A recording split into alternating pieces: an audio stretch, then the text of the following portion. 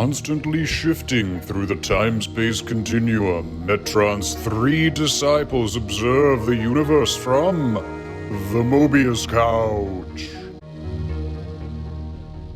Dig through the ditches and burn through the witches. I slam in the back of my Mobius Couch, a time-space interdimensional vehicle from which your three hosts oversee the world of comics and comic book movies. Ladies and gentlemen of the world, welcome to the Mobius Couch. I am Alessandro, and joining me as usual, our Joe. Oh, hey. Hey, Al. What's up? And Patrick. Oh, hello, Al. Hello, Joe. Oh, hello, Patrick. All right, little how are Rob you this Zombie. evening? You know, yeah, what's so weird is I just kind of recently rediscovered that song about like literally maybe 2 weeks ago. So it's weird that you picked that. Well, it's almost Halloween. Osmosis, bro. Osmosis.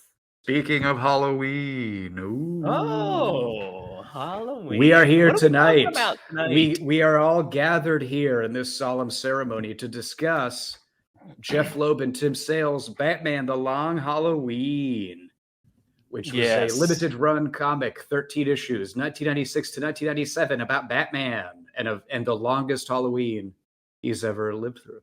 I love this comic, and having reread it, I still love this comic. It's my first thought. I just need to get that out there right away. Before I give my opinion, I have a lot of complaints. Complaint number one. Yes? Very little Halloween in this fucking book. Nothing in it is Halloween. It's supposed to be the long Halloween. It's never, nothing in it is Halloween themed. It starts on Halloween, and it ends on Halloween. And the two Halloween. That's two Halloweens, and every other holiday only gets one holiday. I could have, well, then it should have been called the Long Holiday, not the Long Halloween. Anyway, that's complaint number one. I just call it Batman's Long Holiday. Or Roman Holiday would have been better if we're going to get into that, but that would have been a good title too. I think the Roman emphasis Holiday. on Halloween comes from the fact that Jeph Loeb and Tim Sale had done like 3 Halloween specials leading up to this. And this was like the 4th entry into that like Halloween special kind of thing that they were doing annually. But they decided to like make it a long thing. So they called it the Long Halloween. But it's not the Long Halloween. It's 2 Halloweens that are barely mentioned. It's a spree of murders holidays. that happen on holidays from Halloween to Halloween. That's the Halloweens. That's double the Halloween than any other holiday. That's a lot. The of Halloweens aren't even prominently featured in the. It should be called Batman's Long Year, bookended by Halloweens, which don't even figure thematically into Batman: the comic. Should be his long year that's bookended by Halloweens. Yeah, that should have been the title. Considering that this is technically a sequel to Batman Year One, it would be funny if it was just called Batman: The Long Year or Longer Year. I don't know. The really long year. Batman Year 2, which is longer than Year 1. I'm not sure if this is. I mean, it is. It's not like a direct sequel to Year 1 or anything. It's supposed to be. No, I think like it is. Time period. So aside from my complaint, I do want to say. So there's 2 things I believe in this world. 2 things. One is that Mask of the Phantasm is the best Batman film ever made. And 2 is that The Long Halloween is the best Batman story ever written. Those are the 2 things I believe in this life, and I will die believing. That's so I love this book. My experience rereading it was a little different. I kind of have I had this like mythologized on a pedestal view of what this comic was. That's maybe a little different after rereading it freshly. However, it's still just an incredible book, like just so well written, well drawn, just a good product, awesome story. Everything you want out of Batman. There's mystery. There's the whole rogues gallery. There's Batman being awesome. There's flings with Catwoman. It just everything you want out of a Bat comic is in this. Agreed. 100% agreed. So I love this book. That's all. So I enjoyed the book. I don't know if I enjoyed it as much as both of y'all did, though. I really love the artwork. I think the artwork is what makes it to me such a classic, kind of timeless story. Absolutely, 100%. And this might just be my own personal taste. It is well written. I think Jeph Loeb did a very good job. It's like I said, it is a page turner. Once you start reading it, I only plan on reading like 2 issues one night, and I read like 8. I think what I struggled with is the fact that it's not a direct sequel to Batman Year One, but it is in the time period where Batman is relatively new to being Batman. it was interesting because it was like Batman was very good. He's at his peak with his martial arts, his physical combat prowess, all that kind of stuff. He's doing well. As a detective, I felt like he had no fucking clue what was going on. I felt like Catwoman was always one step ahead of him. Even the way they like eventually take down the killer is not because Bruce figured it out. It's because they set up a situation where they could capture him. And then Bruce still isn't even, it didn't really seem like Bruce was even aware of there being a second killer at all at the end. I don't think so. Yeah, I think you're right. Batman was sort of along for the ride. That's where you kind of struggle with it, because if anything, you would think Batman's intelligence is kind of something he was, relatively born with, and his martial arts skills are things he honed over time. But this book kind of posits that he's just a very powerful physical combatant, and he's not at the point yet where his detective skills have really sharpened, because I agree with chasing his tail the entire time. But I think it's purposeful, sort of, that he's not like figuring it out right away. Yeah, obviously. I mean, it would be a very short 13-issue run if he figured it out right away. But but I think it's more in the sense of he is still early on in his detective skills. Gordon is very obsessed. I would say like 3 or 4 issues in, he becomes very obsessed with like, Holiday's killing people. We got to catch this Holiday. And I feel like Batman's more focused on still taking down Carmine. Like, he doesn't care as much about, like, if you go into every issue starts with like Batman's narration, it sort of kind of keeps reiterating the note of like, there's a killer loose in my city and his name is Holiday and blah, blah, blah. And he's doing this, but it doesn't like, but really it's almost like an afterthought. Like, it's not like that's what he's doing. He's really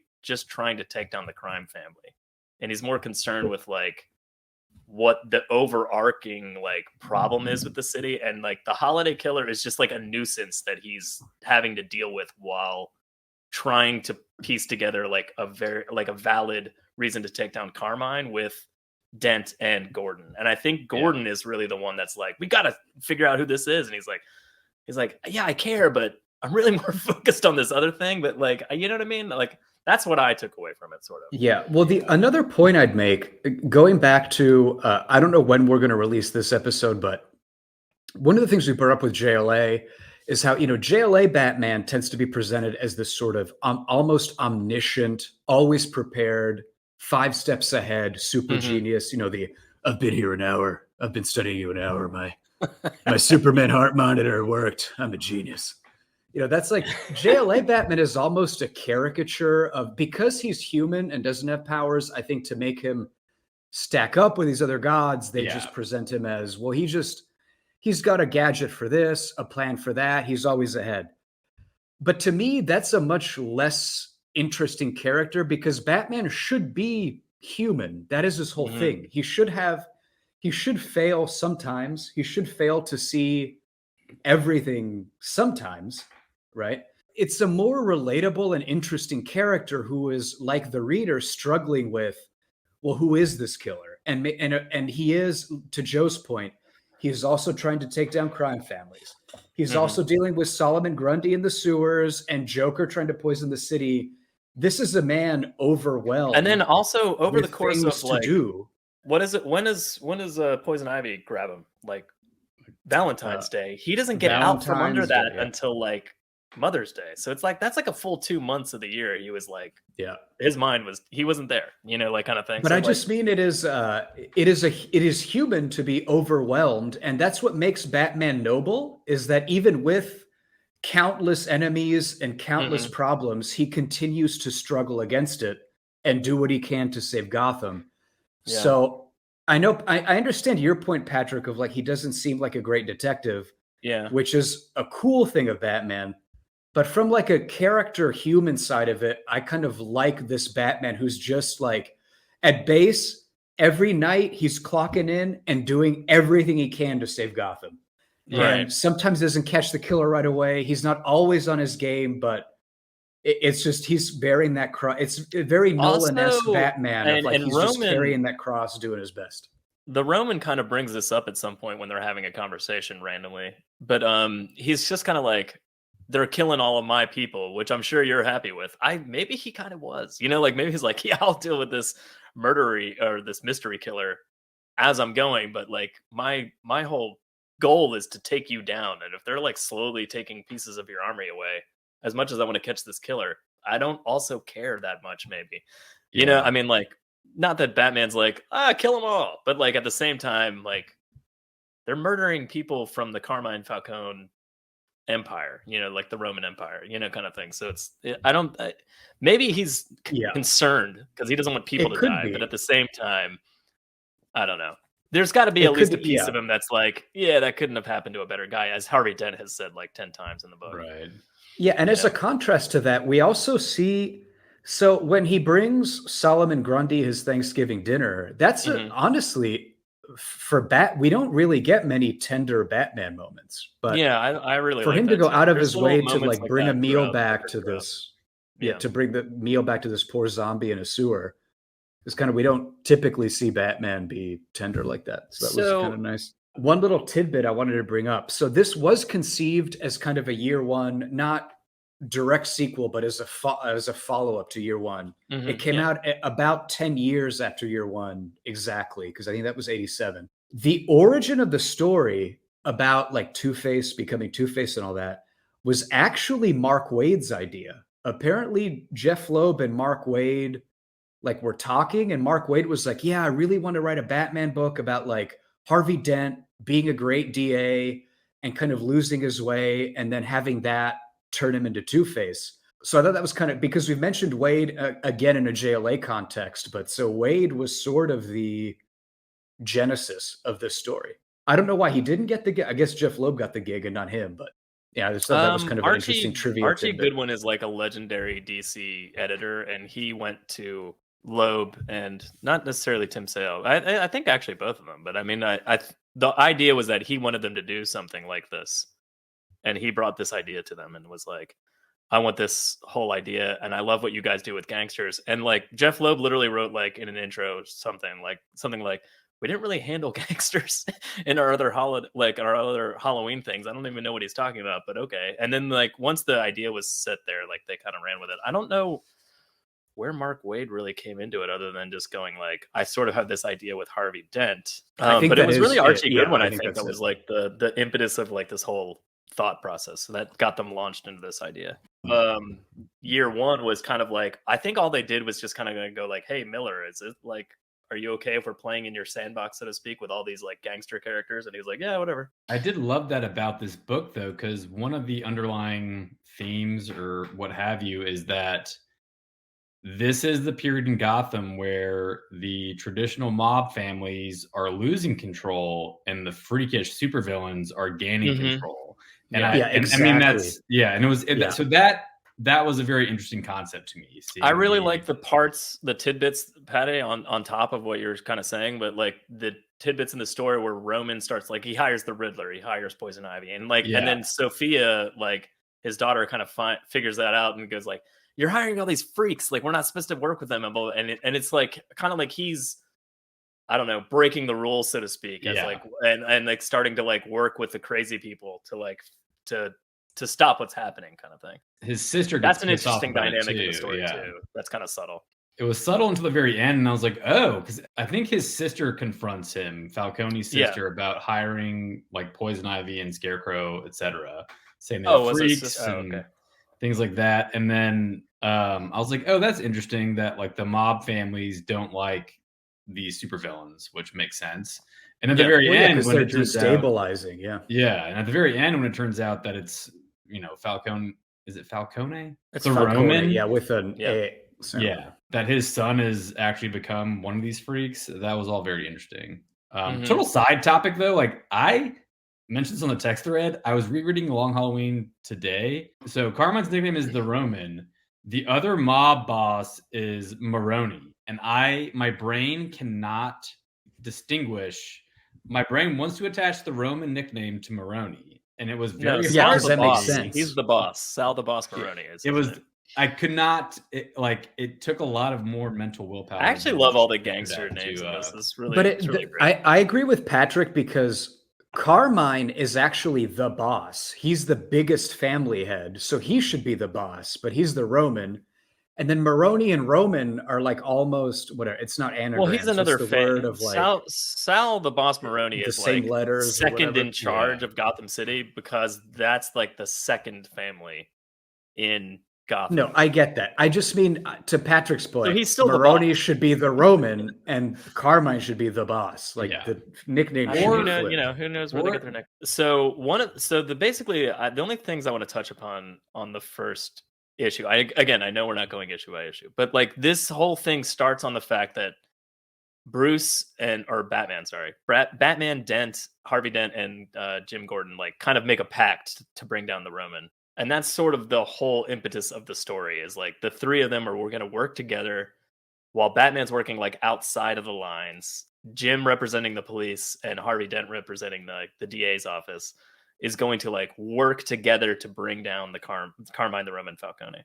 And I just loved that to death. And like that scene of them on the rooftop with the bat signal and stuff and like how amazing Batman is drawn. Just so good. I love this. The entire idea of the impetus of the story is great. I honestly can't say enough about the art. The art was phenomenal and fantastic. Catwoman's character design was perfect. I love the fact that she like actually. Oh, first of all, she's like jacked, and as Al mentioned on the text thread, like she is like Chun-Li basically. Yeah. And I love that she had an actual tail. And her ears on her costume, it was almost like she was an actual nods cat. To the art, like the tail being like, I don't know, a piece of her costume that's just cloth hanging off the back of her body, but the way it gets stiff or is loose in panels, or the way her ears set back when she's doing something, like such subtle like little things with the art that like obviously wouldn't really happen if it was real life, but like such great like minute storytelling in his panels and like the way he does everything. Like, let's just talk about Tim Sale for a second. He's the best. Like he is the best. So all right. Yeah. How much time do we have? Set me a time limit of like 30 minutes because I would talk about Catwoman. We can't talk about Tim Sale for more than 30 minutes. But like the godlike stature of Batman and Catwoman is just spectacular. Like the way their bodies are like drawn on the page. Either Batman's just a complete shadow, which is also another great thing that he does, or when you can see him, you're just like, my God, that's a mountain of a man. Like that's insane. Like I truly believe that he could just like smash through a brick wall with his fist. Like so good. The Venetian blinds with all the shadowing, like everything that's going on, like everything. It's so good. No, also, it's Batman the animated series, like the gothic style of it. The giant suits that they're all wearing with the baggy pants, like it all look ridiculous, sort of. But like it's also just like amazing gangster movie kind of going on. I love it. The composition of most of the shots as well. Was like just the energy behind their movements in a still splash page is just like the first time Batman and Catwoman are on the page together in issue number 1. And she's kind of like leaping backwards, and it's just spectacular. It's amazing. So I want to go back to Catwoman for a second. Yeah, we're still talking about her. Still aesthetically. So definitely to Patrick's point, like in a lot of the shots where they're leaping through buildings and, you know, they're kind of in silhouette, she almost looks like one of those Egyptian hairless cats almost. Like she looks actually feline shape-wise when she's flying, which is really cool. And yeah, I mean, to Patrick's point, I mean, super jacked, which is really hot, A, but B, no, but I mentioned this in the thread. A lot of it, I think, is, I don't know if it's maybe just me seeing it, but it's very Ghost in the Shell. Oh, yeah. Oh, no, yeah, you mentioned there's a shot scene of her jumping backwards. There's a one shot of it. Yeah. This is later issues where she's leaping off a building, like head first down, and it's legit like from Ghost in the Shell when she's kind of nude falling from the skyscraper.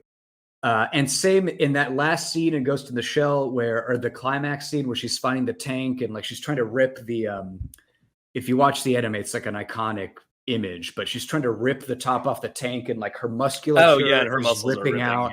Yeah. Catwoman she's very built like that in this. So I don't know if it was an intentional homage by Tim Sale to Kusanagi and Ghost in the Shell. I think it's maybe very similar. But I mean, maybe he was influenced by it at the very least. But but she is jacked, and those Chun-Li thighs. Good God! Imagine your head in there, because Selena I mean, Selena is a feline queen. She deserves the best of everything, including oral sex. So, like, imagine being in there, those thighs. You know how in later when Sophia's squeezing the Riddler head with her hands? Yeah. Like, imagine if that was Catwoman's thighs on you as you're just deep in there. Like, that is what a way to go. You're already in heaven. It doesn't matter if you died of that. You're already in heaven. But so Catwoman just anyway, Catwoman's super hot. Perfectly drawn on page. The best Catwoman. Not only is she drawn perfectly, in my opinion, but the writing for her. I mean, she was by far. I was obsessed with her in this 100% story. I mean, this is Bruce Wayne, Batman at his kind of like peak, right, physically. And Catwoman keeps getting away from him. And I loved how she would just dive off a building and then just be gone. I love how often she would about to be scratching his face or something, or just like ripping his clothes, and he's just like, nope, and is always holding her wrists, like, and she's like, right, fuck off them, and she just jumps off. I mean, their conflicts and like their fights are very, very repressed sexuality. I mean, they're not, they're very sexual. They're dating in the book, in their. Also, but they don't. Can we talk about that? Yes, let's talk about it. They don't know. Do they know that? They don't. Selena knows. That's ridiculous. Selena 100% knows. Selena 100% knows. I don't know if Bruce just doesn't give a shit. I think Bruce is. I think this is the non-great detective. No. Selena has to know because she's dropping hints. Neither of them know. Selena is dropping hints left and right. It's the glasses. He wears the glasses when he's wearing his regular clothes. Selena wears 100% glasses. Knows. They were. I laughed because so early throughout the comic, both as Bruce and Selena, they dance and flirt and date. Both as Batwoman and Catwoman, they fight and flirt and date. And then in the middle of the comic, like I just assumed like they fuck, they know each other, whatever. But in the middle of the comic, I can't find the scene yet, but they make some comment that, and then it hit me like, they don't know each other's secret identity, which is insane. It's just crazy. I think you summed it up well on our text thread, Al, when you said like how many stacked like double D how many super just thick like women are there in Gotham how many City? Jacked women with like on that note, breasts are there in Gotham? Bruce, when he's Bruce Wayne, he is her. buried under like a giant ridiculous like 1920s almost style suit of like a gangster movie, like a noir gangster movie kind of thing. Like kind of Batman, the animated series style, like the giant pants, the huge suits. But like, so you can kind of hide his giant, massive body underneath that. Selena's just walking around in like a slinky black dress or something. And you're just like, how does he not know? How do you not just see her body and go, that's Catwoman? Like right away, I don't understand. Okay, it's the Independence Day issue. Bruce and Selena are talking and stuff, and like it's very clear that I don't think Bruce knows she's Catwoman, and like it's insane. I think early in that issue, does know. She doesn't know until after the Ivy incident in February. Okay, maybe that's what I'm saying. I don't think she knows until after. If she knows, I don't think she knows until after that, because it's after that she starts like hinting. Yeah, she knows by July 4th because she says, "I know places, Bruce, things we could do at this party when they're in their civilian identities." Later on in the issue, when they're Catwoman and Batman, she says, "I know places, Batman, things only I could show you." It's like she's saying the exact same line, being like, "Hey, idiot." Well, on that note, like, how does Batman not know? But two, I think at that point she does at least have an idea that she's dealing with the same person. But it's just insane to me that they don't. It's so clear that they're each other. It's just weird. It's weird. The Valentine's Day issue as well. Bruce has a cut, I think, on his face that I think she mentions the cut. And she's like, "Oh, did you cut yourself shaving, Bruce?" Like, she's trying to drop so many hints to be like, "Hey, dum-dum, back to my point earlier about Batman not being a great detective. Like, figure it out, Bruce." These are solid notes. And one quick, sorry, to bring it back to Tim Sale's art, because this is exactly that scene we're just talking about. But look at how her cat ears almost look like they're her physical ears, like they're kind of folded back. They're folded back. That's what I mean. Yeah, it's just incredible. Like it's such a good interpretation of it. Can I tell you that reading this month to month over the course of a year and a month was one of the best times of reading comic books like ever. You know, like it was so fun and entertaining, and like getting the next piece of the mystery was like, I loved it. I loved it so much it was ridiculous. Like I said, I was literally kind of like trying to piece together who it was. I was can see like, that. I practically had a board up and was like, maybe it's Alberto, maybe it's this person, maybe it's his sister Carmine's, you know, like maybe it's this person.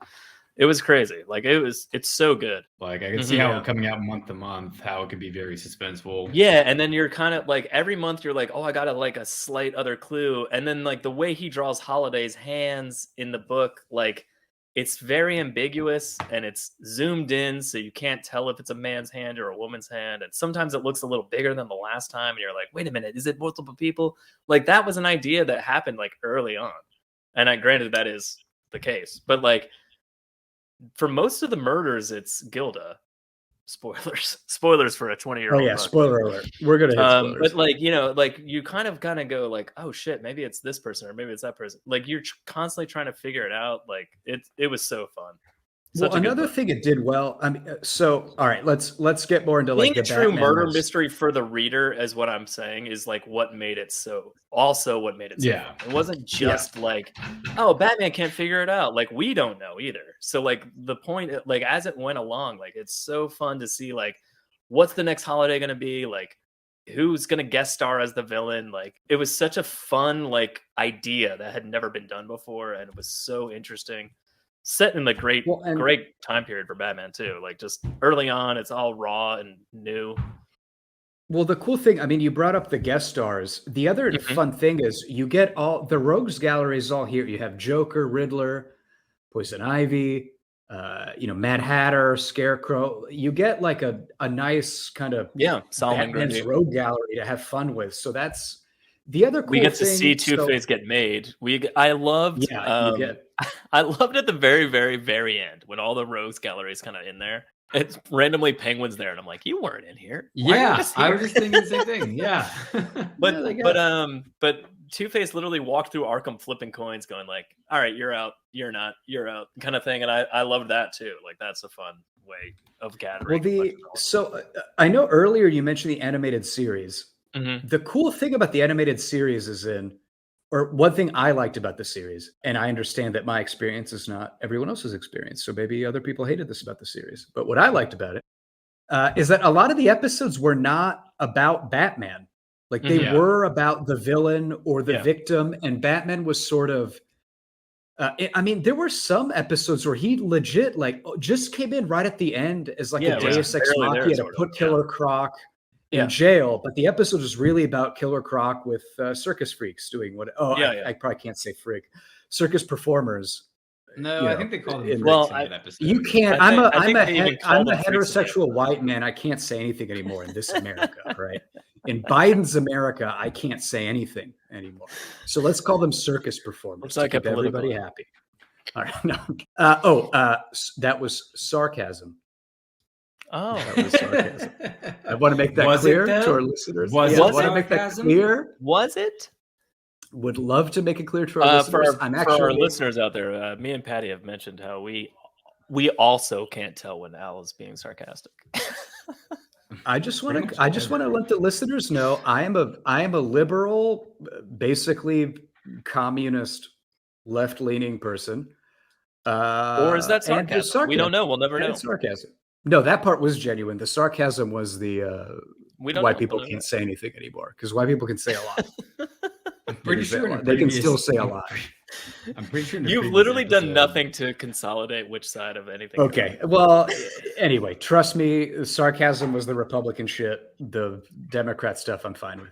The animated series, though, those kind of episodes, I love that stuff where Batman, I just liked how they would take episodes to either go over origin stories. There was one about the Mad Hatter that was really about one of his victims was the central character. Yeah. And the Mad Hatter's origin was kind of the secondary, almost B plot. And then Batman was just like, at the end, I'll clean it up. But the stories about there's certain villains that are currently amazing because of that show. Like Mr. Freeze is only cool because of that show. He was like a total joke in the comics. Same with Clayface, like total joke. Oh man, or even still alive. I don't even know if at the current comics.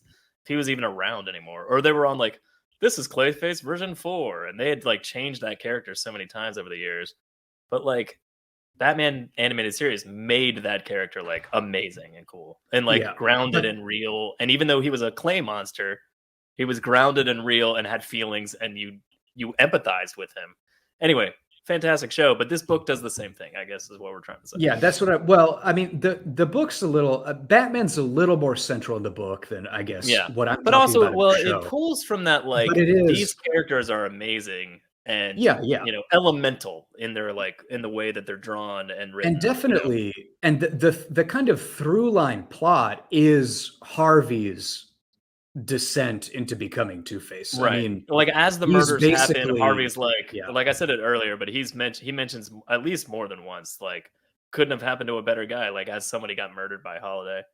Because they're mostly targeting Falcone crime family and then maybe and later on the Maroni family. I was just gonna say, we should appreciate how sexy Tim Sale drew Harvey Dent. He is a oh, he's ripped. Are you kidding? He's got his shirt off. The dude is built. Hey, let's just get to let's do the Snyder's Zoo scale right now, because we didn't do it last episode, and I was really mad about it. Well, everyone on this register, Batman's jacked, Harvey's jacked. A lot of people are huge. Batman he's also 9 feet tall. Like he's Batman's basically like a 9. He's like a 9. I think he's a 9. I think Batman Long Halloween is like a 9 on the Snyder Zoo scale. He basically looks like a Hulk. Like he's an 8 foot tall, jacked dude. He's pretty much the Hulk. I think that's also why, though, and this is a stereotype, but the fact that he's so big and muscular, and he's not a good detective, it just kind of lended that thought that he's stupid to me, I think. Like, this dumb bodybuilder. Maybe you're onto something. Maybe that's why he's dumb. He lifted too many weights, and that's why he's dumb. If you lift too many weights, it gets real stupid. I read it on Twitter. But Harvey is also jacked. There's a scene where he's in bed with Gilda with his shirt off, and dude is ripped. And he's also got like a Hawkman. He's got like a Hawkman type chest. You know what I mean? Like, Tim Sale definitely took the time. When Gilda comes into the basement and sees Harvey like working at the workbench, she's like, "Harvey, are you down there?" And he's like, "Yeah, I'm super hot and I'm working out. I mean, not working out. I'm actually just working at the workbench. I have a screwdriver in my hand for some inexplicable reason." Well, the screwdrivers are to make the reader think that maybe he's the killer. You know, I think it's just phallic. You know, he's holding it down by his waist. He's just like, yeah, I'm hot. There's a frame during Maroni's trial where Harvey's standing in front of all the evidence boards, and he's got his hands in his pockets, like power stance, very kind of like alpha. This is going to sound creepy, but like it's a little hot, like sexual attraction. Like he's just. Very like I don't know, man, powerful man. It's like a strong stance, like a classic. You know, as huge as he draws Catwoman, I do love like there's certain panels that are like where Batman is standing with like just like centered on the frame, and Catwoman is walking up to him, and she's just a tiny little. Oh yeah, no, I think I know the exact image you're talking about. Yeah, crazy sometimes. Like the way they draw them together, they're both drawn so. Like Amazonianly, like godlikely, like huge, but at the same time, he just dwarfs her. Yeah, he's 100% on the Snyder Zoo scale. Total tangent. But the first issue, Catwoman, I think she says something to Bruce along the lines of, "I don't want to help, but I can be helpful." And I was like, "She's fucking cool." There's a quote in the first book where she goes, "It's hot even for June. Years from now, when people are talking about the weather, they'll say." It's hot, but not as hot as the night Johnny Vitti got married. And I used to say that all the time. If someone said it's hot, I used to say, yeah, but not as hot as the night Johnny Vitti got married. And then they'd be like, what? And I'm like, I'm stealing that. Like just forever. I did it for years. It just as one of those like asinine things, like quoting a movie that no one understands or something, like just to be like, if I say this in front of the right person and they're like, "Oh, you like Batman?" I'd be like, "We're best friends," you know, like kind of thing. And I kind of forgotten about it, so as I reread it and got to that line, I went, "Oh my god, I love that line." Sorry, I know we're just doing a bunch of non sequiturs, but another art note. And again, this is even though I hate Frank Miller, to Tim Sale's credit, and I think it was obviously intentional because this is following year one. But I mentioned in the thread, the art is a little Miller-esque. I think we can all agree. But sure, especially but he didn't draw year one. No, but he's drawn other things. Yeah. I honestly did not know Frank Miller was an artist until right now. Didn't he draw Sin City? Yeah. I guess, but he writes as well, right? He wrote, yeah, he does. Sin City, and he wrote and drew The Dark Knight Returns, which is what Al's referring to. I'm just saying he didn't draw year one. He just wrote. No, right, but I meant the Miller thing is there. Yeah, yeah. Definitely the giant mountain of a man Batman is definitely Frank Miller influenced. 100%. Yeah, and the murder scenes that are all black and white but with certain objects in color is again very kind of Sin City Frank Miller-ish. That's true. I don't know how I think Sale was doing. I mean, I don't want to say Sale was like copying Miller, but I just mean I think he left a lot of homages to Miller's art in his whether it was Dark Knight Returns or Sin City or just what other Miller stuff. I just want to make maybe that. I mean, he's definitely always drawn in this like ridiculously over stylized way that he's drawing this.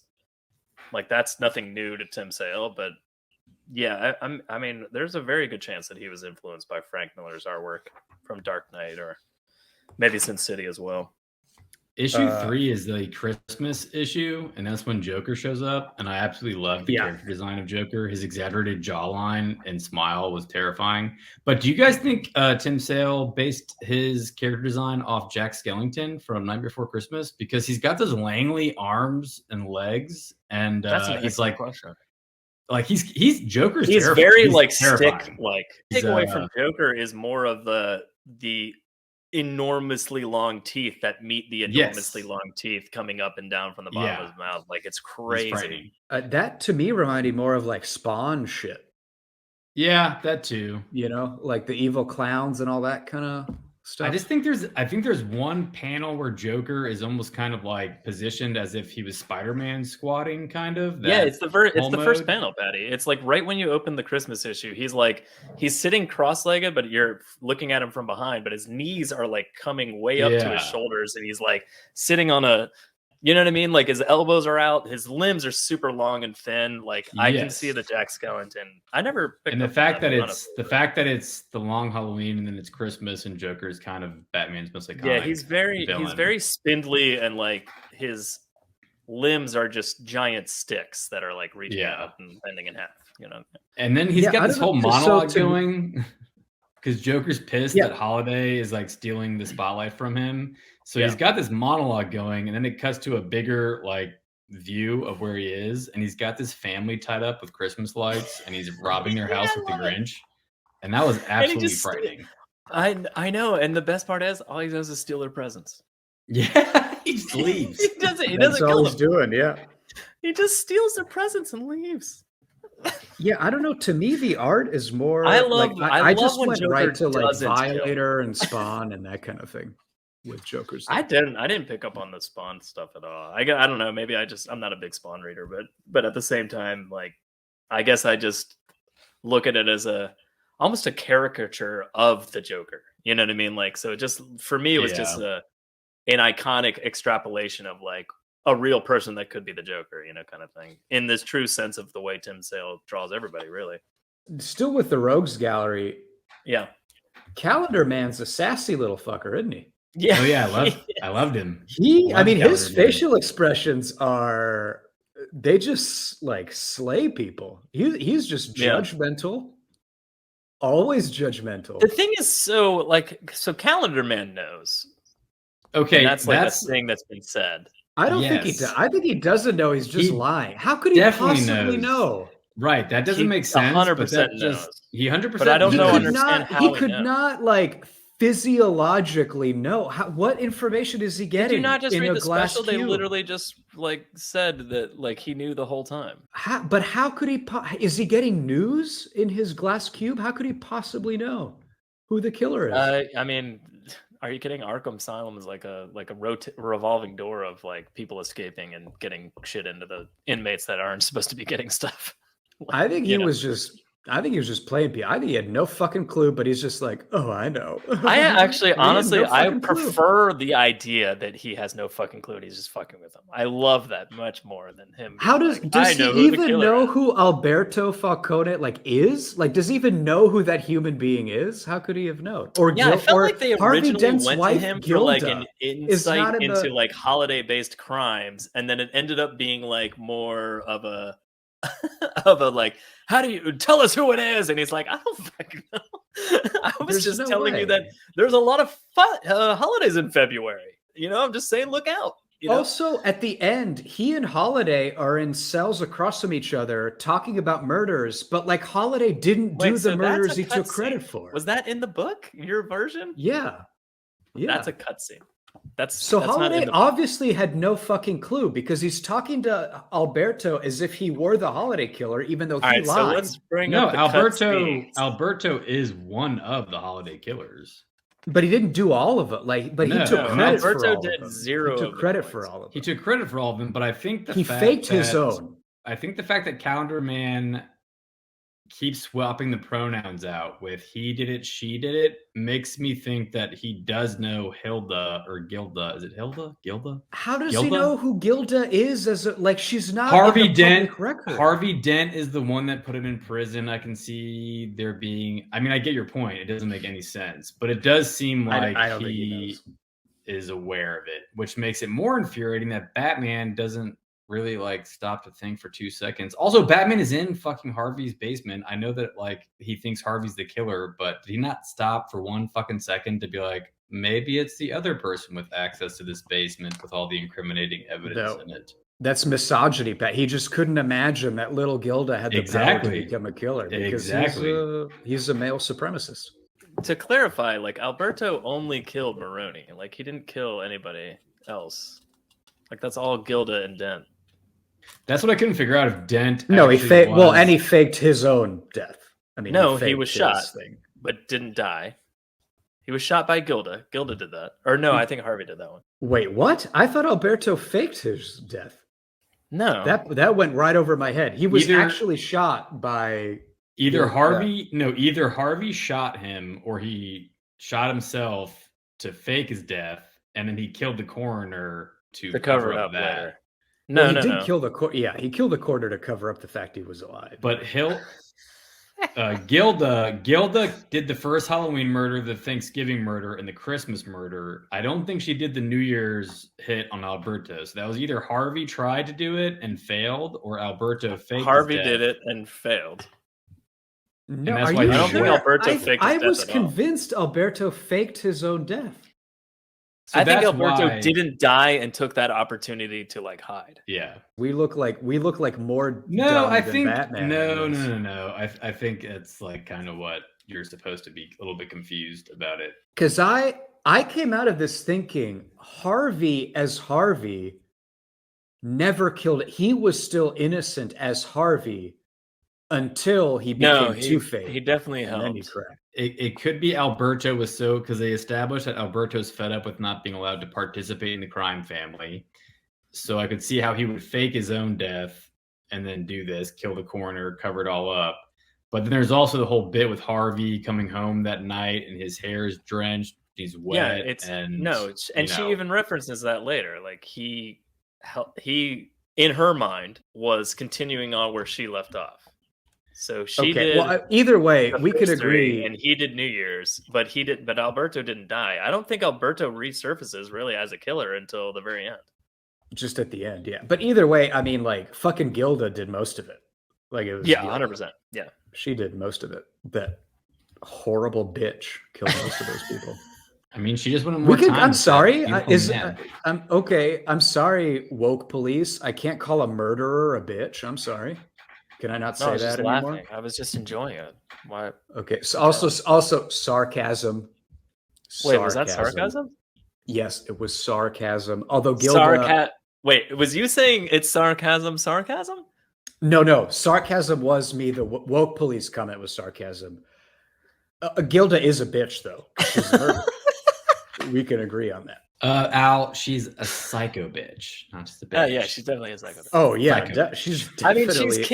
She's killing off members of a crime family to like. So her husband can spend more time at home. Yeah, no, because I want Harvey to be home more, so I'll kill people. That's Gilda, not why. get a clue. Get a clue. He's at work because he can't stand being at home with you, Gilda. Not because criminals are bad. Open your eyes, girl. Open your eyes, girl. Oh God! I'm by sorry, the way, like when I was reading this month to month, I was like, well, clearly it's Gilda, right? And I was like month 4, but then as the book went on, I was like, well, she was in the hospital for New Year's, or whatever, kind of thing. Or when is she in the hospital? I don't remember. But their house explodes. Yeah. And she's in the hospital for a minute. And I'm like, wait, she couldn't have done, maybe she's not the killer. And I think obviously that threw you off the trail, but that's when like Harvey steps in and does it also. If Gilda had any friends worth a damn, they would have told her that, like, don't wait for Harvey to change. It doesn't matter how many mobsters you kill, Harvey will always be Harvey. His job will always be number one. You will never be number one. Whatever, like she's down a rabbit hole that isn't going to give her what she wants. She can kill all the mobsters she wants. Harvey's always going to be at the office till 10. Keep digging that hole. Is this sarcasm? No, he's always going to be there with his twink assistant who's working for the mob anyway, trying to put the mob. It's all a rat race. Gilda, find a better man. Gilda needs to find a better man who can appreciate her and spend time with her. Harvey's not going to be that. So issue 5 is the Valentine's Day issue, and Catwoman shows up, and Batman yells, "Catwoman!" And she just responds, "That's me." It's like it's a cute little moment. And then the next panel, this, 9 foot tall, 350 pound of muscle Batman straight up football tackles her in the you've been away. I guess that's the same as "Thanks for saving my life." Okay, that's another thing. She says, "Thanks for saving my life." She said that when they rescued Harvey, and she's like, "I guess that means thanks for checking to see if I'm okay." Like, she kept dropping hints to Batman, being like, "Hey, I'm Selena Kyle. By the way, we're fucking in real life," and you don't seem to notice. Also, Valentine's Day was Selena and Bruce's big date to go to a public fountain and dance around it. Is that what they were doing? Yeah. I mean, how romantic, you know what I mean? What are you talking about, man? This is the best. This is the best Valentine's Day date ever. The whole Poison Ivy issue was so disturbing when Catwoman cuts Bruce's like suit open, and it's all those vines that come out of his chest. Like, she's literally. So I loved the Poison Ivy issue is one of my favorite. It was great. It was real quick note, back to Valentine's Day. Yeah. I think it's one of those. This is one of the early moments in terms of like trying to figure out the mystery kind of thing. This is one of those early moments because like up until this point they hadn't really done this, but like Jim Gordon comes home with the same like heart-shaped box of chocolates, and then Dent comes home with the same heart-shaped box of chocolates that Holiday left at the killing.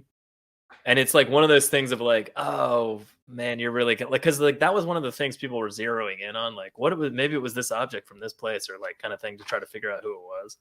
And I just thought it was really cool that they're like showing the same thing that was being left at the killing, like show up the next page, like with Jim Gordon or Harvey Dent or, like kind of just like, and I think Batman even references it later. It's like they kill somebody on a holiday, they leave an object that you could find basically anywhere, like at any corner store, so it makes it impossible to trace kind of thing. But I love the little tidbits of like them putting that into the art, kind of thing. Well, one other point of the Valentine's Day issue that's kind of awkward is so Catwoman cuts Batman's lip when they're fighting. Then they're dancing and Selena says, "Cut yourself shaving, Bruce?" And Batman goes, "Hmm?" And she goes, "Your lip. You should have someone do that for you." And then Bruce goes, "Alfred has offered more than once." And Selena says, "That's so disturbing." That's Selena's like, "Yeah, I meant someone with the more feminine." She's talking about shaving his face, you sick fucks. But it's just your head out of the gutter. Bruce just seems so naive about everything. Like he just seems so dumb in this story.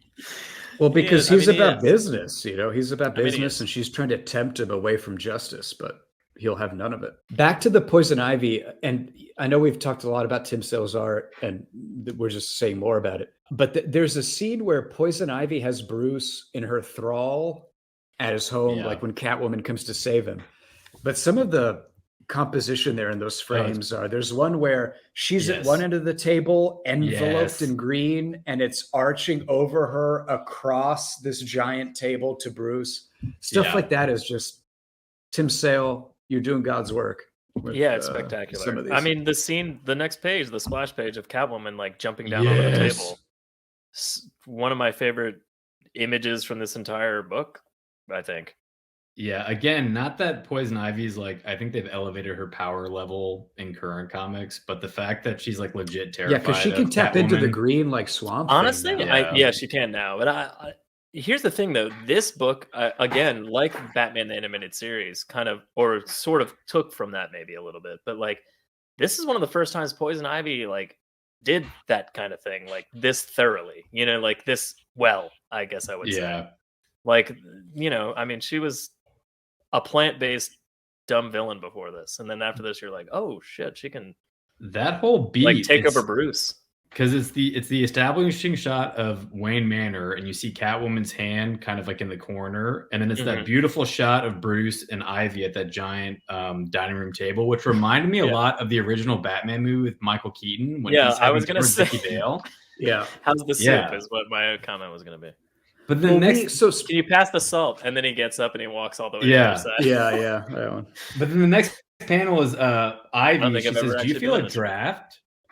Oh says, "Do you feel a draft?" And then the next image is just like Catwoman right at her throat. Well, also the candles are flickering too, like in as if wind came through the room. You know, it's just like such subtle things like that. I'm like, God damn, like.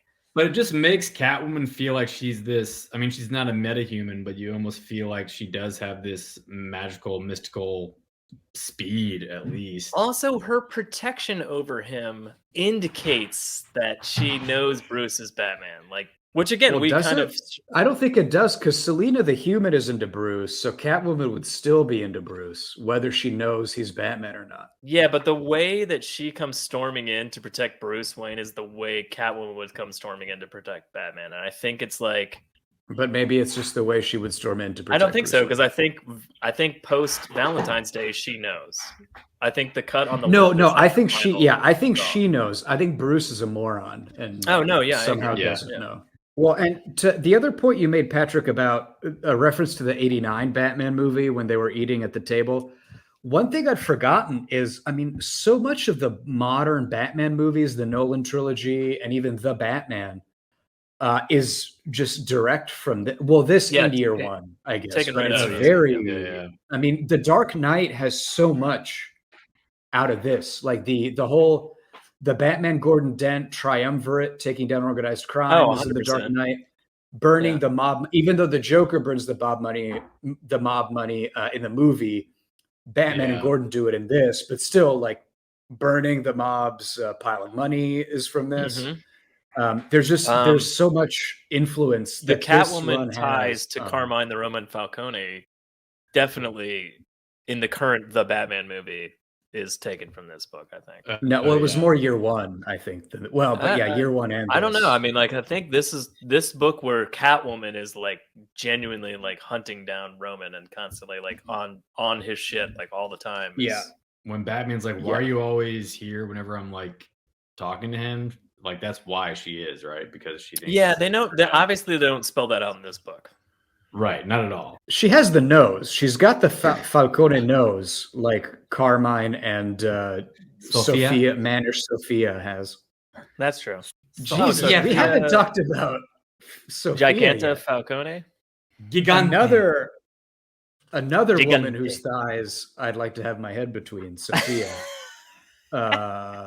Lil Mannish. She's spoken for. Sal the Boss Maroni. Well, he's dead.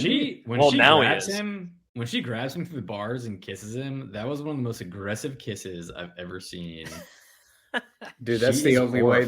That's the only way Sophia knows how to kiss, bro. That's just part of the deal. I had to Google it. I was like, is she a metahuman? No, she's just like a really strong woman. She's just a strong woman. Gigantic Italian. Is that something you can't comprehend, Patrick? That's why you thought, oh, she has to be a metahuman. Because you can't even comprehend a strong woman. I just by the way, check your privilege and check yourself. To Google it. Check yourself and check your privilege. Strong women exist. Deal with it. Do they exist? I know we're not going like issue by issue, but the Riddler issue is like one of my favorite issues. Yes, just because it's like him going like, who could it be? And it's like him going down the list of suspects, and I like, what a refreshing like break in the middle of a giant year-long murder mystery is to have like a supervillain that all he does is work in the riddles, kind of try to figure out who it is. Just sucks at it and doesn't know. He's just like, well, it could be this person, it could be that person. But from a writer standpoint, I love how Jeph Loeb took a moment to go like, all right, idiot readers, here's our list of suspects. And this was a very interesting way of doing that. I really appreciated that, like that issue. And the focus was really on the Riddler, not really Batman. I mean, they have cutscenes with Batman, definitely, but it's much more on the Riddler. And it's really fun seeing like the different, when he's proposing like Catwoman's the killer, like the panels are drawn as if Catwoman was Holiday, like and like the next one is like Sal Maroni's Holiday, and like he's like, who else could have gotten close to Alberto? And it shows like Sal Maroni like shooting Alberto in the back of the head, kind of thing. I like so it's set up with this issue has these kind of parallel streams of Batman going through suspects and guessing, and Riddler doing it.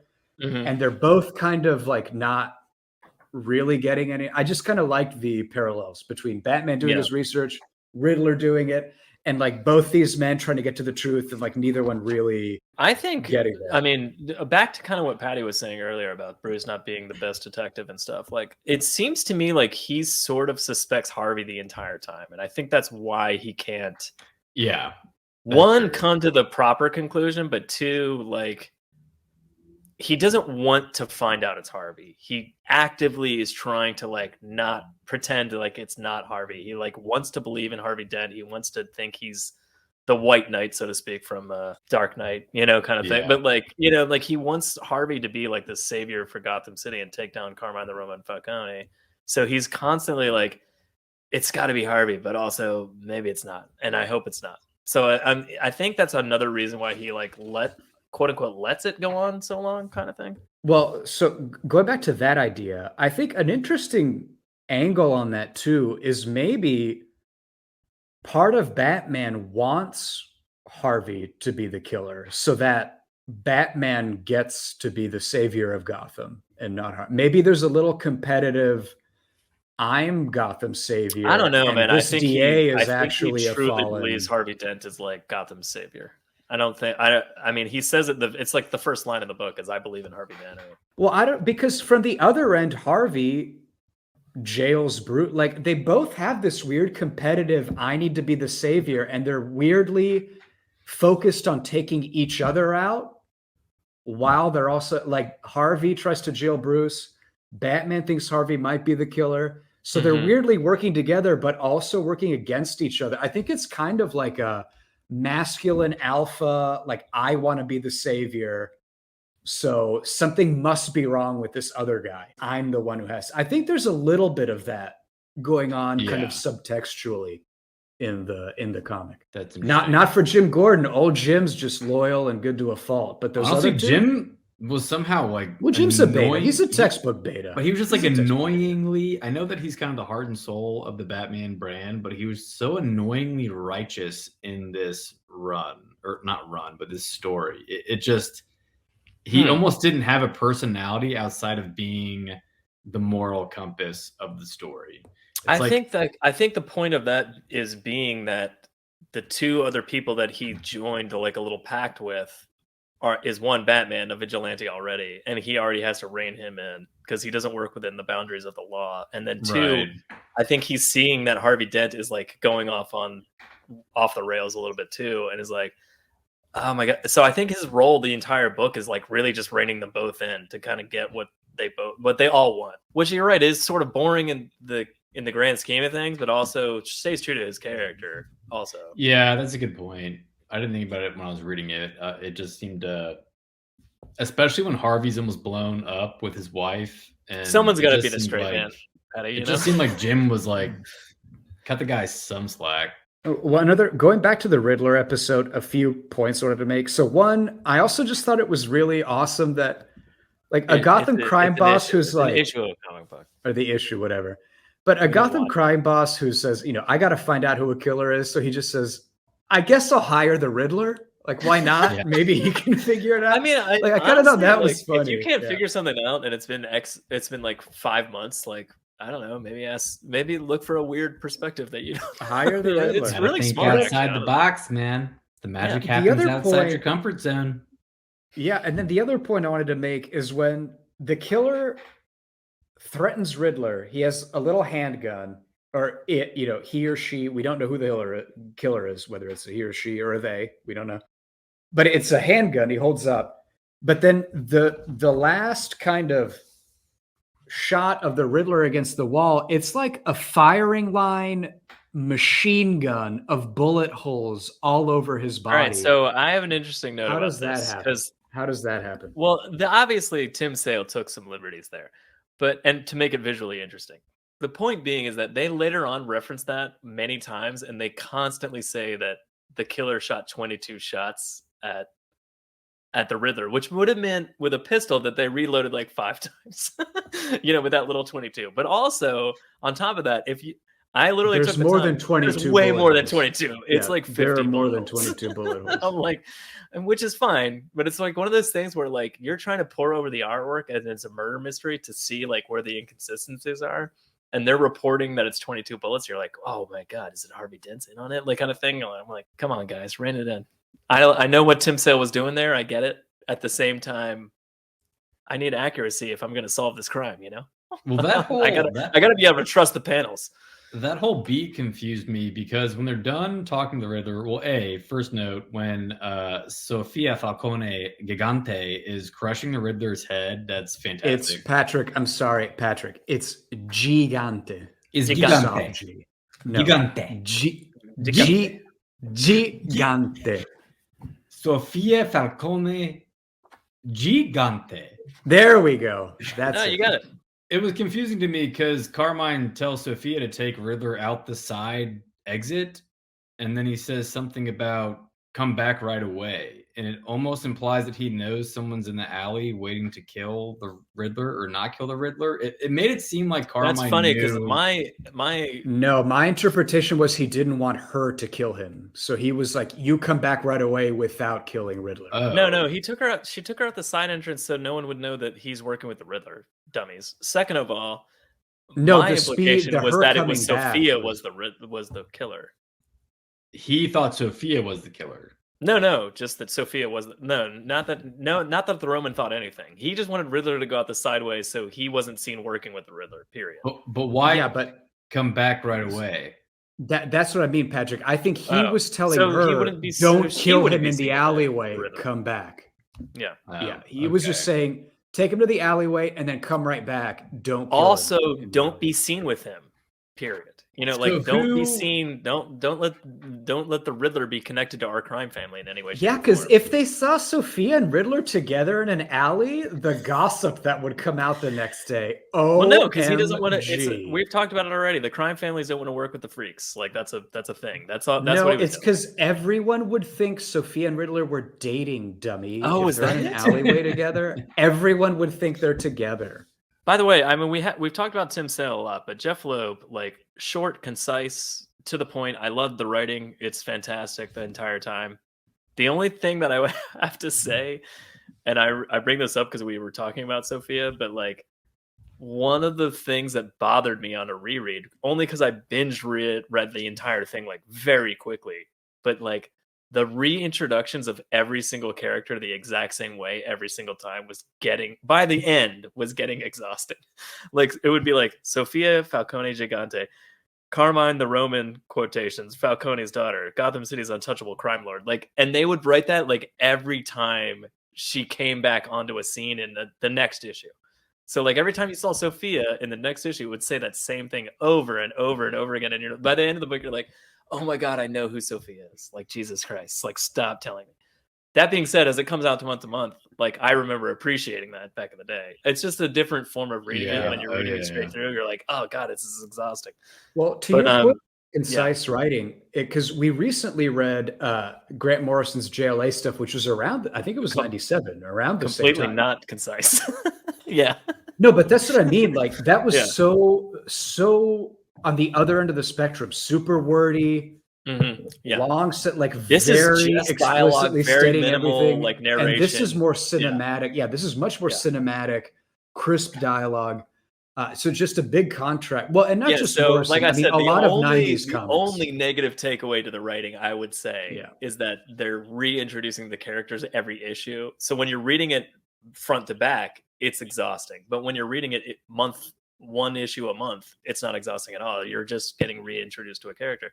But man, like that did get a little like, oh my God. Who was in the alley that shot at the Riddler? Was that Gilda or was that Harvey? Was that Alberto? No, that was Gilda. I think it was Gilda, right?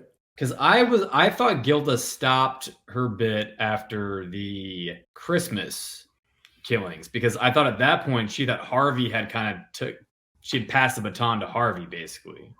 So part of me thought it was maybe Alberto. Like Alberto actually did do some of the killings. Yeah, I thought he did at least some of them. So the Riddler wasn't a quote unquote killing. That was but the killer was there and chose not to kill him. Talking about references to the Batman in other films, like the scene where on Father's Day when he's looking down at Carmine's father and Carmine's shot and Bruce's father is doing surgery on him to get all the bullets out. Like that's straight out of the Batman. I have some things I wanted to say about the Mother's Day, Father's Day issues. I really love the Mother's Day issue because Batman gets hit with the fear toxin. And so he's not in his right frame of mind. So he kind of has like a nervous breakdown. He's crying in his mother's grave, things of that nature. I love honestly that fantastic because it's Batman, and you're seeing that vulnerability and his trauma coming to the surface and all the thing that he keeps buried all the time. But you're seeing that because he's on the fear toxin. Then you have the Father's Day issue when he kind of has a breakdown on the staircase and Alfred like has to comfort him. And that part to me just seemed I know this is Bruce when he's younger. That scene seemed a little bit out of character for him because at that point, I'm assuming he's gotten the toxin out of his system. So there for might him be to residual toxin in there. Maybe, yeah. When I first read it, it just seemed like Bruce was kind of pouting on the. I think that's him. Bruce is dealing with his father's connection to the Carmine crime family. And I think that's all coming to a head emotionally for him. And I think that's what that is. I think it's not necessarily out of character because it is very early in his like quest to avenge his parents' deaths. Yeah. I just want to make the comment that Bruce Wayne is not a mentally balanced individual. His father died 30 fucking years ago, and he's still like, it could have happened yesterday the way he's dealt with it or has failed to deal with it as any human should have by now. You know, he made a pact.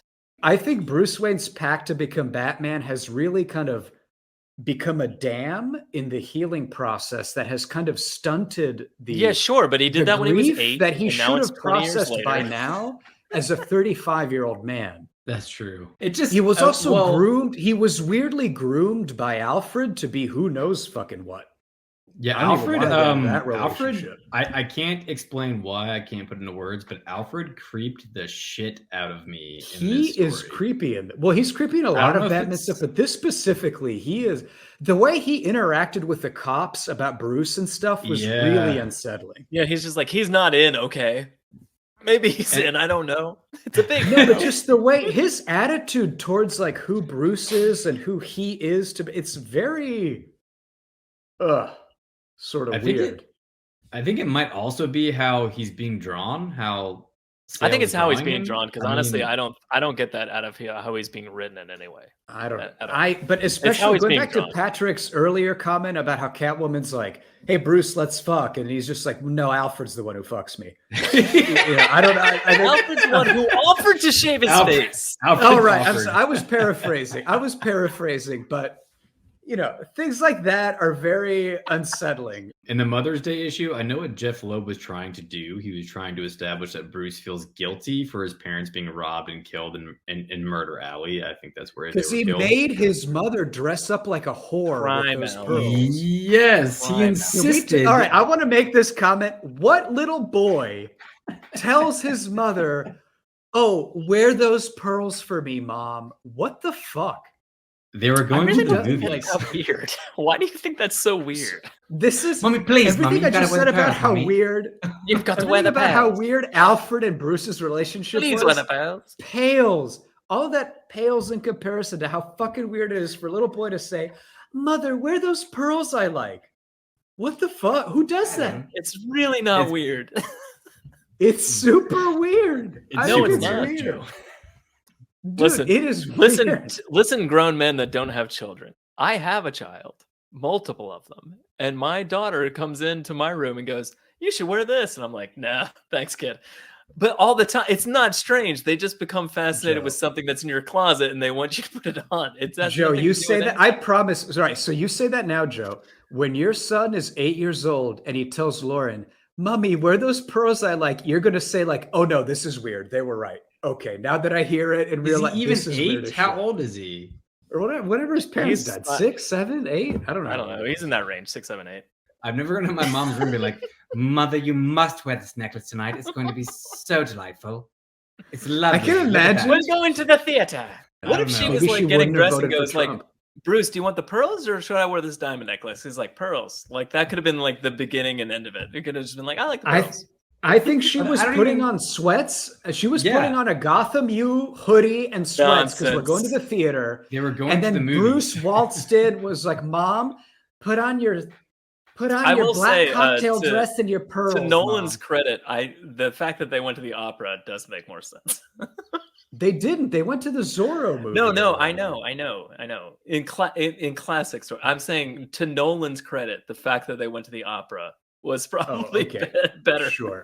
But in this version, I'm telling you, she was ready to go out in sweats and a hoodie, but then her fucking son was like, "No, Mom, dress up for motherfuckers, you know? Like she wears pearls to the theater. It's not that weird." Is that what you're wearing tonight? I don't know. Yeah. Are you gonna combine that with the fur? Because that's a odd choice. Anyway, all of this is to say Bruce has a lot of weird fucking relationships in his life. I think we can agree. But not with Alfred, specifically. Not with Alfred. Oh yeah, that one's totally normal.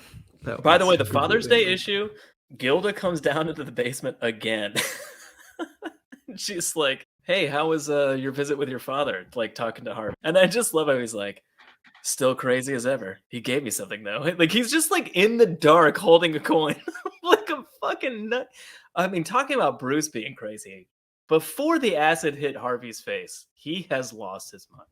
Like he's I think that was what they were trying to do. Well, yeah, that's my point. Yeah, but I mean, like, I love that. Like he's just like in the basement, like he's still fucking crazy. Just looking at the coin, like it's like the Lord of the Rings.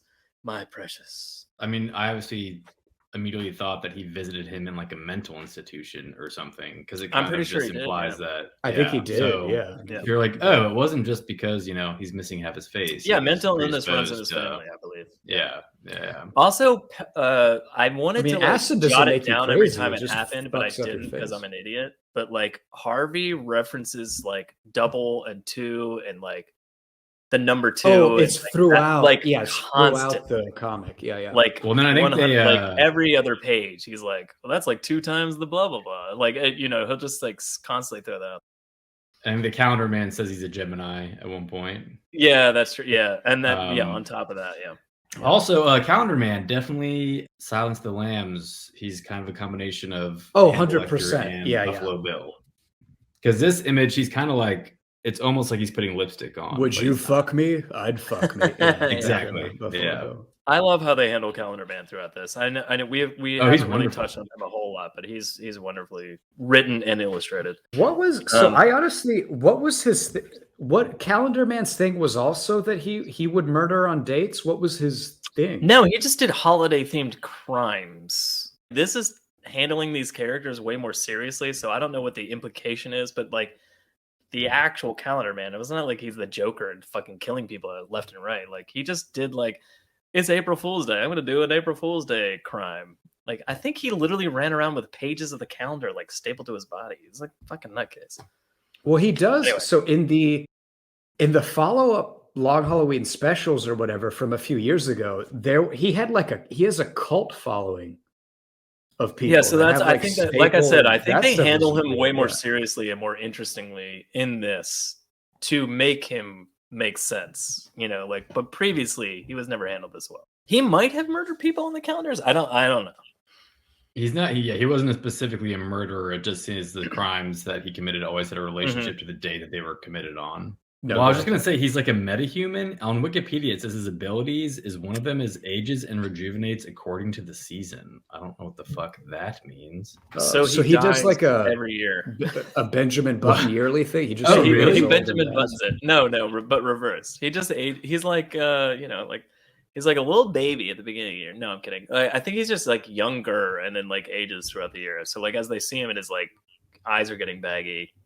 It's further along. Bizarre. I don't think they do that in this though. I think it's just I don't think they did that in this. Maybe that's it's one of the more ridiculous ideas. I think that they were kind of like, let's throw that in the trash. That's the stupidest thing ever.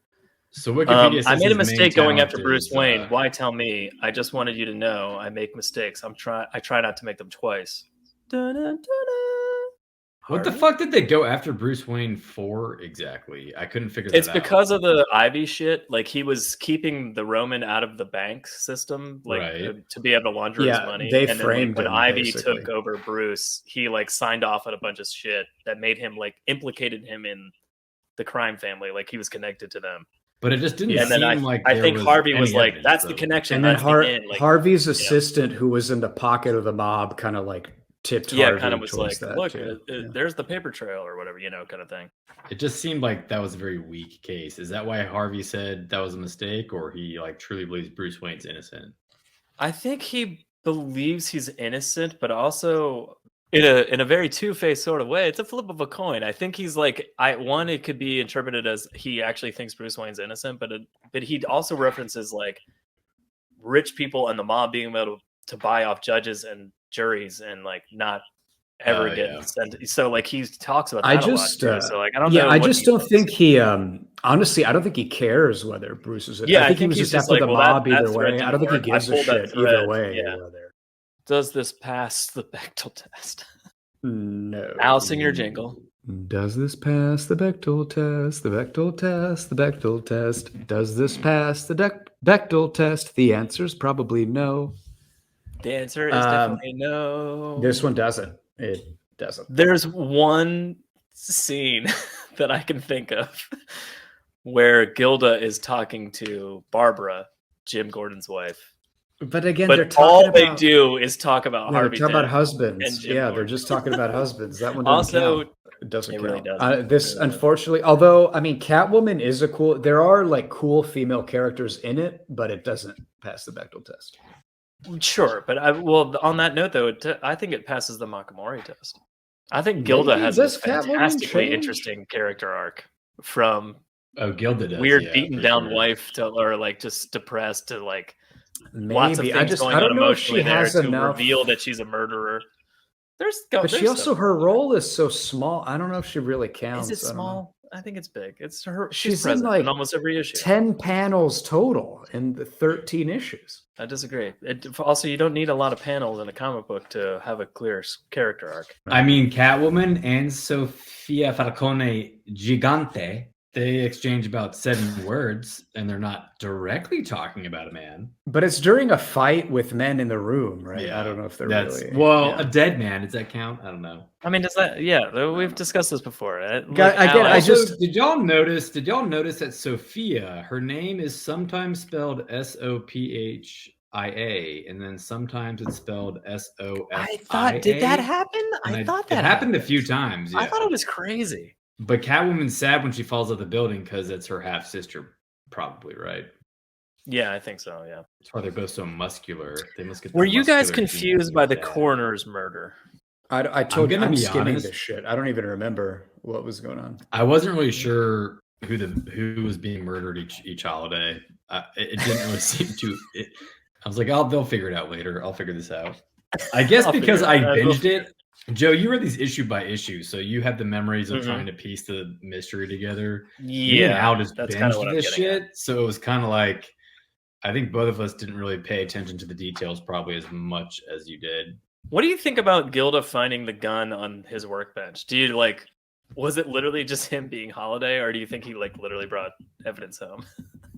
I don't know. I have no idea. I guess it depends on if you think he was killing people, then it was probably a gun. I feel like it's a red herring. I feel like at that point he'd only done it like once and that was it. Kind of. I don't think he was like actively murdering people all the time. Yeah, there's a huge. Also, why would his wife, who was also the murderer, be like, "Hey, what's this gun doing down here?"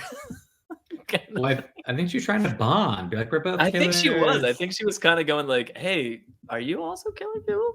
I mean, the way they draw Gilda in that last few panels, she looks batshit crazy. I mean, it's almost as disturbing. I think she looks crazy talking to himself. I love Mad Hatter, loved Scarecrow. I loved how they both had little songs they would sing, and they were singing over each other. I loved all of that shit, and I loved they were how always doing arguing that. via song. Always arguing via song, and I loved how they're doing that. And then all of a sudden, Carmine's in the corner. He's like, "Hey, fuckheads, this is not what I'm paying you for. What are you doing? Blow up the bank, you idiots!" It was just it was like a very stark contrast between like the business professional mobsters versus the crazy freak. Like, I love that. It was so perfect. Yeah, it was very whimsical, kind of like a the Mad Hatter Scarecrow thing. Well, was whimsical. It was like and the Mad Hatter is from the seriousness. Yeah, and he's an Alice in Wonderland reference or whatever. But what was that story? Like the Carpenter and the Walrus. Like it almost seemed like that. Like it was very whimsical and just kind of like we sing. No, it's we from Alice in Wonderland. The book of things. Well, the Scarecrow isn't though. But I mean, yeah. No. But it was that kind of. I don't know. That sort of relationship. Actually, like I thought it was weird in terms shit. of writing style. I thought it was weird that they used Scarecrow in that same way. Like as I guess they just needed singing a song and blah blah blah. I'm like, I get Mad Hatter doing that. I thought Scarecrow like fit the bill pretty well for that. He did great in terms of like fear toxin. I loved the fake Scarecrow on a horse that Batman tackled on the ground, for instance. That was fantastic. Who's your side note? Who's your favorite Batman villain? As far as what? Just generally, who do you think is like the best Batman villain? I mean, she's not even really a villain anymore, but I'm pretty obsessed with Poison Ivy at this point.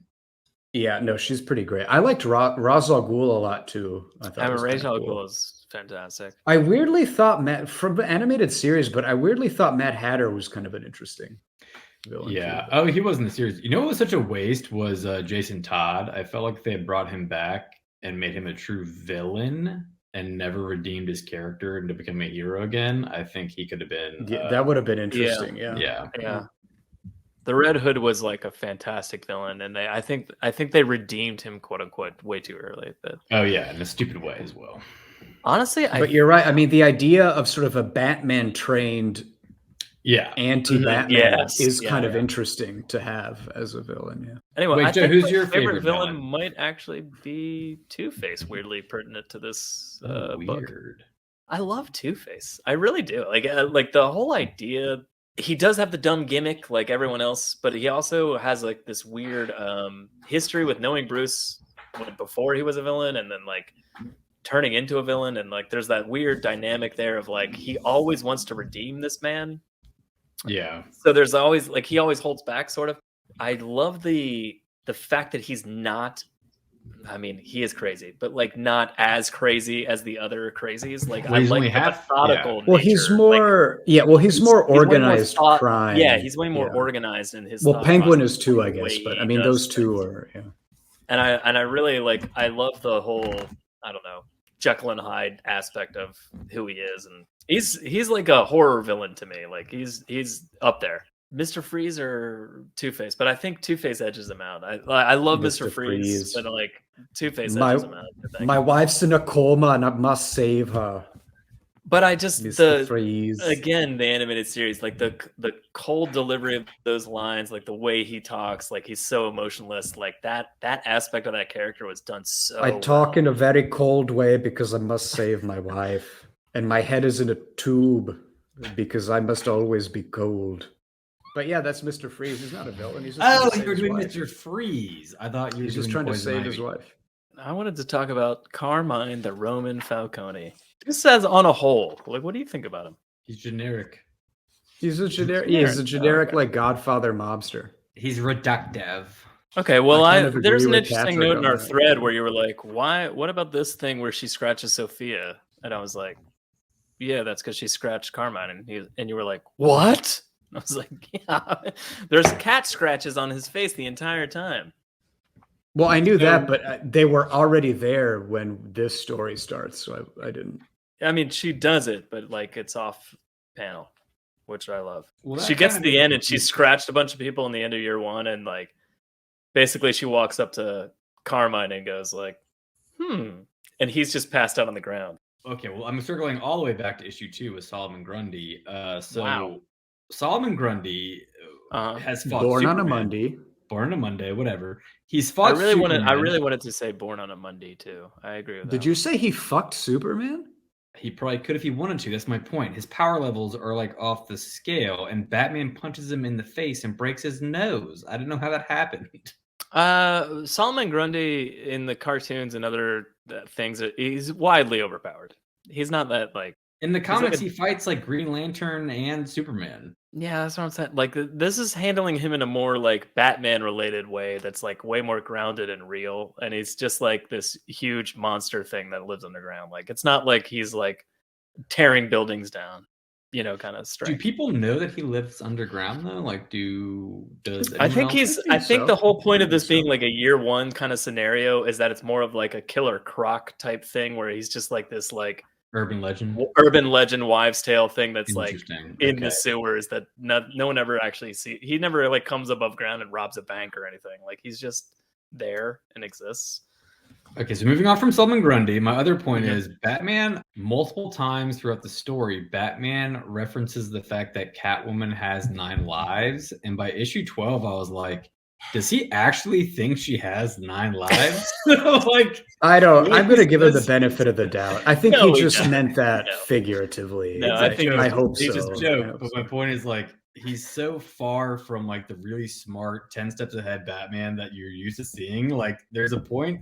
I forget what he says in issue 12, but he's like, I hope her 9 lives haven't run out yet. Yeah, he literally says that.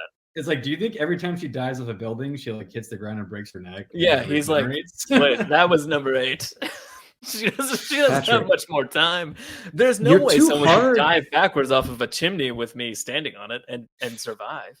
Third point overall. Second point on the Labor Day issue. How long, we like to talk about this, how long do you think Batman was in Gilda's basement before she came downstairs? At least an hour. At least an hour. An hour. I've been here an hour. I've been here an hour, Gilda. I've already been here an hour, Gilda, waiting for you. I love that. Honestly, though, one of my favorite panels. Him coming out from behind that heater, I know it's ridiculous, furnace, but I know it's ridiculous, but like, man, that looked amazing. What do you think about Alberto after it's like, I'm the killer, I am Holiday kind of thing? And like every panel of him is like there's a few panels of him where like his glasses are just like illuminated, but the rest of his face is in shadow. Love it. Going back to how naive Batman is in this story arc, issue 13 was the next Halloween, and he confronts Two-Face, and he brings up Gilda, and Harvey's like, Gilda, and Batman's like, that's right, give me the gun, and then Harvey just takes the gun and pistol whips the shit out of Batman. It's like, Bruce, get it together. Did you like the culmination of all the Rogues Gallery in the end? Oh, I love that. Yes, panel. I thought it was amazing. Yeah. That one, I guess it was a panel actually, where you see the whole Rogues Gallery and Two-Face with the gun, like it's with a 2-page spread. It's not a 3-page. Not a 3-page spread. It's a 2-page spread, which should have been the tallest podcast. No, but that's a great. I love that image of like the whole Rogues Gallery plus the newly minted Two-Face, the newest member now. Yeah, in there too, just sitting in the chair. It was great.